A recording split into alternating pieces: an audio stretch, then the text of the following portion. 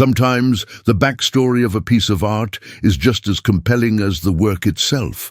In certain cases, its origin becomes an essential part of its message. The story of 20th century writer Fernando Pessoa and his masterpiece, the Book of Disquiet, is one such example, where the creation itself feels almost fictional. Pessoa was born in 1888 in Lisbon, Portugal. At just 5 years old, he experienced profound loss. His father died of tuberculosis, and the following year, his younger brother passed away. Soon after, his mother remarried and relocated the family to South Africa, taking with them the familiar world of Fernando's early years. In South Africa, Pessoa became fluent in English and developed a deep admiration for English literature. At 17, he returned to Lisbon alone, where he remained for the rest of his life, quietly devoted to writing. By the time he died in 1935 at just 47, only a handful of his works had been published, most overlooked, and he remained largely unknown. Yet Pessoa appeared to understand his future literary significance in a way that feels strangely prophetic. He was right. After his death, a wooden trunk was discovered containing the Book of Disquiet and tens of thousands of unpublished manuscript pages, many of which are still being sorted today. It wasn't until 1982, 47 years later, the same age at which Pessoa died, that the book was finally published. Since then, the Book of Disquiet has been widely recognized as one of the most unusual and important literary works of the 20th century. It contains a lifetime's worth of introspections on reality and dreams, monotony and identity, the absurdity of existence, and the contradictions of life. Structured as a fragmented collection of vignettes, part diary, part prose poetry, it resists linear reading and arguably functions just as well in reverse. Curiously, Pessoa did not claim authorship. Instead, the book is attributed to Bernardo Soares, a modest bookkeeper from Lisbon, and possibly Vicente Guedes, both entirely fictional. These personas weren't merely pseudonyms, they were full characters with distinct voices, backgrounds, and philosophies. Pessoa referred to them as heteronyms, and he wrote under approximately 80 of them throughout his life. Each brought unique perspectives and writing styles to the page. As such, the Book of Disquiet defies categorization. It's not a conventional memoir, but neither is it a traditional novel. It exists in a space between fact and fiction, often described as the strangest autobiography ever written. Pessoa himself called it a factless autobiography, a life story of someone who never existed. This fragmented structure supports the book's thematic core, the elusive and illusory nature of identity. With remarkable clarity and emotional precision, Pessoa explores alienation, confusion, and the isolation that often comes with being human.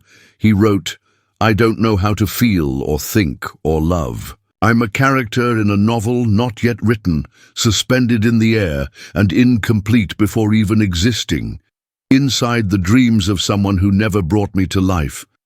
I am the center that exists only because every circle must have one." For Pessoa, trying to understand the self is like falling down a never-ending hole with no clear ground beneath. And in that endless fall, expressing one's inner world becomes a challenge that fosters lifelong unrest. He also reflected deeply on themes of monotony, futility, and life's lack of inherent meaning. To him, much of existence was a delusion, a continuous dream. I've never done anything but dream. That alone has been the meaning of my life. My only real concern has been my inner life, he wrote. Pessoa believed that action and achievement were illusory pursuits. Reality, in his view, was no more solid than last night's forgotten dreams. If I write what I feel, it's to cool the fever of feeling. What I confess doesn't matter because everything is meaningless, he noted. This idea, rejecting meaning while still choosing to express it, reinforces the book's central paradox. Why write about meaninglessness Why articulate the inexpressible? Perhaps for Pessoa, this contradiction held value. Just as vaccines use a trace of a virus to build resistance, art may expose us to existential discomfort so we can better endure. Ironically, the very recognition that creation is pointless may have been Pessoa's reason for creating. Notably, the Book of Disquiet was never finished. In this, it mirrors Pessoa's philosophical worldview, its fragmented structure, hidden in a trunk and only published after his death, written by an invented self and completed by time rather than choice. It becomes a haunting symbol of personhood itself. Even the name Pessoa translates to person in English, adding yet another layer of eerie symbolism. Perhaps the most astonishing aspect is that the book seems to predict its own destiny. Pessoa once wrote, "It sometimes occurs to me, with sad delight, that if one day, in a future I won't see, these words are read and admired, then I'll finally have my people, those who understand me. But I will have already died. I'll be understood only as a figure, not as a man, and no amount of posthumous affection will undo the indifference I knew in life." And as he foresaw, this is exactly what has come to pass. We are right now participating in that posthumous recognition.